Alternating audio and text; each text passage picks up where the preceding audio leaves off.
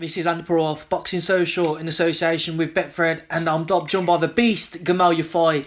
Technically, we are both in Birmingham, but we're not together, as you can tell. We're on the phone. Gamal, how are you doing? Good, mate. How are you? Yeah, I'm all good, all good. In amongst the madness, everything's been fine.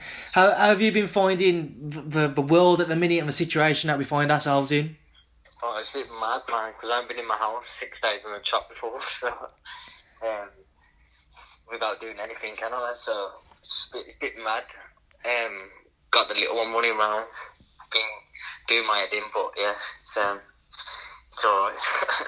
Talk to me about obviously you've only, he's not a newborn obviously, but he's only approaching probably a year old now, or close to being a year old. Now he's 18 months. Oh, 18 months then, so obviously he's still obviously relatively young though. You know, how has that kind of changed your perspective and your outlook on what's going on at the minute? Massively, man. Health comes first, isn't it? And like I was meant to box next week in Italy, but obviously that got postponed. But I'm kind of glad it has, because I won't want to, I wanted to catch anything and give anything to my son, or my missus, or any family members, and then causing problems. So after seeing things and seeing people, having people have died from this, anyway, so it's serious, and obviously I want to health comes first before boxing, before money, before anything. So health and family are the main thing for me. As you mentioned, then you were supposed to fight in Italy this week. Before obviously the show got pulled a few weeks ago now. Once again, how was back then? I remember talking to you. You was devastated and gutted about it because you was looking forward to being in a big fight, it was for the European title. But then, with how severe the coronavirus has become across the UK and further afield, again, how thankful are you now that it has been pulled? Yeah, I'm kind of glad, really. You know what I mean? Obviously, like I say, it's stopped me from winning a title and making money. But at the end of the day, my health comes first, my family's health. So I'm glad it was cancelled. I'm glad Matchroom have cancelled all the shows. Really for me, all I want is just to sit indoors and hope this goes away soon. That's what we all want. Yeah, and then just so I can crack on with my career, and crack on with just living life, man. Just being able to go out when I want, go out with my son when I want, go out with my, go and see my mum when I want, chill with my friends when I want. And now I've just got to basically can't do any of that. Just got to sit indoors and just pretty much do nothing, eat and play PlayStation. How frustrating a period is this going to be as well for you? A matter of months apart, you tore both of your biceps, which were lengthy layoffs. Yeah. And then on the back of that, you've got this, which has just come up on when you was on the verge of fighting for the European title. How frustrating have you found your professional career as a whole now? Mad it has, but it's one of them. It's like if I don't laugh, I'll cry, and it's kind of this. It's mad, but it hasn't bothered me that much, just because I've had the worst. You know what I mean? So I've had a bicep. I thought, like, the first time I ruptured my bicep, that was a nightmare. I was like, bloody hell, man, ruptured my bicep and that. But I thought, okay, I'm out the ring 3-4 months, and then I can get back in training, and then obviously I got back training and that, and then I ruptured it again. So it was like, bloody hell, this is a nightmare. And then this happened as well. So going through what I went through with the biceps, it's kind of like, this is nothing. But obviously it is, because I could be out the ring for longer than my bicep. You know what I mean? I could be, but biceps heal in 4 to 5 months. My last bicep injury operation I was back training after 2 months, 2.5 months. The recovery went really quick, so this could be longer. This could be 3 to 4 months, and so it's basically like having bloody three biceps, operations. So it's just a nightmare. But like you say, everyone's in a position as well. It's worse when you got injuries. You're seeing everybody else fighting and being able to punch bags and things like that. Now, and no one can do anything really. No one can fight. No one can You know, so it's not as bad as the biceps, but it's the main thing for me is just obviously I had that fight coming up, and then I'm missing that fight. It just was a bit of a noise, you know what I mean? But it is what it is. I'm 28, but I feel fresh. I feel like it's a year into my pro career. It's mad, you know what I mean? Like I don't go out really. I don't do anything. I'm a hermit. I've basically train and I'm at home, spend time with family and my son and whatever. So I don't do. I'm literally like a 24-year-old. You know what I mean? Like, and time is ticking in it. Obviously, I'm 28, so I need to go on my career. But it's kind of what I think to myself as well. Where I'm 28, but I don't need to panic or rush anything because I feel like I said, I feel like what year is left in boxing. You know, there's no signs of wear and tear. You know, I'm ready to win this title and a European title and then crack on. Obviously, yesterday, you know, well, depending on when this interview goes out, but we just had Boris Johnson announce, you know, this is basically a lockdown. Some people trying to say it isn't, but it is a lockdown, and you know, we're being told not to leave our houses unless it's an emergency.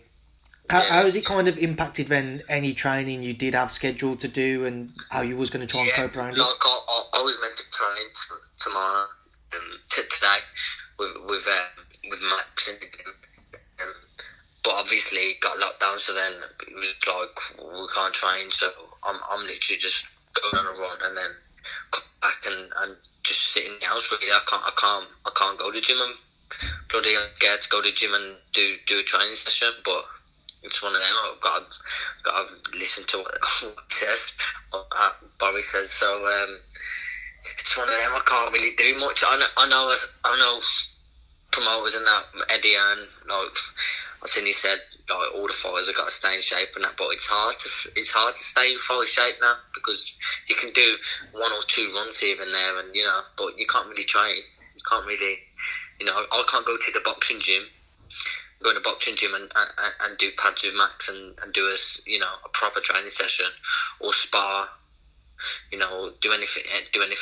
I've got to basically go out, do 1 run a day, do one. You know what I mean? It's like can't do too much. How have you found not being able to see your brothers? Obviously, I know how close you all are. How's that kind of impacted your own life as well? I speak to them all the time, like, bloody, I speak to them every day, on phone, on text and whatever, but obviously you see them all the time, every day, especially Celtic, every day, really, except the Saturday, probably. Saturdays, probably even some Saturdays I see them, Sundays I never see them on a Sunday, because I'm just chilling and that at home, but other than that, I'm with him every day, so and then I see my mum probably between training sessions. I do train 2 training sessions a day. I train in the day. I train in the morning about 11 again. So I'll probably go for, you know, a coffee at 1 or something, and then go to the gym. So it's like I'm always with my family. I'm always around them, and not be able to see them. You know, this is probably the first. If I ain't abroad, I'm always. I won't go more than a couple of days without seeing them. So to be in the UK, to be 2 minutes from, like, I live 5 minutes from my mum. And not to see him in, you know, a week. It's been long. I haven't seen my mum probably for about a week. Telling her Mother's Day, I went round. I didn't even go in. I left the gifts on the doorstep and I drove off. So it's mad. It's crazy, man. And then I got my son with me as well, and obviously she's close to my son and to the grandson, and it. So like, she can't. I'm showing him through the window to her, and she wants to give him a hug and that, but she's just like, you know, she don't want to go near him because obviously the coronavirus. So it's awkward. It's fucking mad. It's crazy. Obviously, last week as well, Galal had fought in his Olympic qualifier and he won and he qualified for the Olympics. But then, before he actually fought, to be fair, the news broke that the rest of the qualifiers were going to be postponed, and then we've now found out that the Olympics are going to be pushed back to 2021, which is next year. Yeah. What's firstly, how ecstatic was Galal to have qualified, and secondly, what's his reaction been since?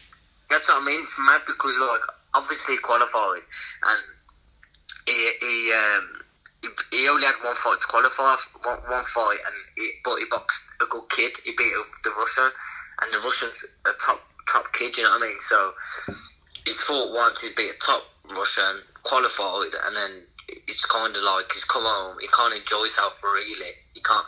You know what I mean? He's probably had a few fatty meals and whatever, but I ain't seen him since. So it's like bloody hell. Normally I'd be the first. I'd pop round. I'd you know, see him got food. We planned to go out food and that, and then this happened, and then you know, me and Galal got the same kind of friends. So we always together on the weekends and that. So if we're watching boxing, we're watching it together. To not you know do that, especially coming off just qualifying for his second Olympics, it's a bit mad. And he's sitting in the house, sitting in his apartment, just doing virtually nothing. So it's like it's probably crazy to him as well. How's it impacted his own plans? I know that he was intending on turning professional at the back end of the Olympics once it was all done with. If obviously that's been pushed back now to next year, has it changed his plans at all? Has he spoke about that? Well, it might be. It might do. It can do really because Galal's obviously qualified for the Olympics now, but his plan was to go to the Olympics in August, and then obviously hopefully get a medal and then go pro. But obviously that won't be 2021 now. Galal's people look at Galal and think he's a baby and that, but he's still 27. You know what I mean? He'll be 28 by the time he goes pro near enough. So he's kind of like you got to get a move on, but. Like same again. He's kind of like he's like a 21-year-old. He's fresh. You know what I mean? There's no miles on the clock. So the other day he's like, I don't know what to do and that to go to the Olympics or what. And I just said to him, it's up to you. And it's like either way, he's in a good position because he can either go to the Olympics, get a medal, and then go pro, or he can just go pro now and win a world title. So, but that's up to him. I'll let him decide. But we'll just see what happens over the next, because there isn't the Olympics could say right, we're having it 3 months later than the day. I know they could talk about 2021 the summer, but you know if it is any earlier, is there any point going pro over 3-4 months? Yeah. So we just have to see what they come back with, when will it be, and then we go from there. We'll get out, and then Galal can just decide what he wants to do. I'd like him to go to the Olympics. You know what I mean? Bloody, I think he's one of the best at his weight. I think he'd be, favourite for a medal at least. So it's one of them. You win a medal, you go pro. You're in the big time really. So it's up to it. Just to move away from Galal, and just want to get your thoughts on a few fights that had been announced, but obviously with this, we imagine they'll all be pulled if they haven't been pulled already. We recently had Derek Chisora versus Alexander Usyk announced. What was your thoughts on that announcement and that fight? Yeah, it's a great fight. I'm not a favourite Usyk. Obviously, he's a top fighter, but to fight Chisora in London at O2, that's where he really born. So it's an interesting fight, especially after watching Usyk in his last fight. I think he didn't look top at heavyweight, so it's an interesting fight. One I'm looking forward to. Another fight which was announced was Dillian Whyte versus Alexander Povetkin. Again, Gamal, what was your thoughts on it? Proper good fight as well. I'd have to go with Dillian Whyte. I think Dillian Whyte can get him out of there. I think he was lucky Povetkin last time out against Hunter. I thought Hunter won the fight. So yeah, I think Dillian Whyte. I'd go with late stoppage. Another man who you know well as well, Anthony Joshua. He had his mandatory defence against Aj-Pulev confirmed. Again, what were your thoughts on theirs? Yeah, it's a good fight. Decent fight. Other than we all want the big fight, so obviously a natural fan, just you know, not your proper boxing fan will want to see him fight Fury and that. But I get it that they're obliged to have a fight, but it's not a fight that I really, really want to see. But I won't mind watching it, and I think Josh will get him out in 6 rounds, 7 rounds, I think. Obviously Purewal against Klitschko smashing to pieces really, and I just think Josh will be too young and fresh as well, and powerful. And finally, a fight which was signed by all accounts but never formally announced was Canelo versus Billy Joe Saunders. Obviously, we don't know whether or not that will go ahead once all of this has passed by, because there was rumours that Canelo wanted to face Golovkin in September for their trilogy bout. But if Canelo Saunders does happen, again, your thoughts on it, Gamal? It's hard on it because I like Billy Joe, man. I think he's sick in that, but I just can't see anyone beating him. I just can't see anyone beating Canelo. The same goes for all of them in the weight division. Like Callum Smith, like I rate him very high, and I think he's a good friend. Fucking sorry about language. And I'd always support him, and I'd want to smash Canelo, but I just can't. I'd be lying if I said that I think they'd beat him. Yeah, I mean, I just think he's just unreal. I just think I love watching him fight. I love watching him train and be on YouTube watching him on the bags and that. I just think he's just an unbelievable fighter, and I can't see anyone beating him now. Literally, I can't think of anyone beating him now. Golovkin in the third fight is pretty. I don't even really want to watch that fight. Obviously, I watch it, but it's not a fight that I'm interested in. Them two had 2 close fights, but I know the third one's going to be just Canelo beat him easy, really. I think Golovkin's on the slide now a bit. Well, Gamal, we will leave that there now because I'm wary of keeping too much of your time, and I know that you've got your little one with you as we speak. So I'll leave you to enjoy your isolation and enjoy your time away from the sport. Any ideas as to what you're going to be doing in the coming days to try and keep yourself entertained? Play PlayStation. I'm around the house station, my little son. Gamal, appreciate your time as always. Thanks, Speaks Boxing Social. So, man, take care and stay safe.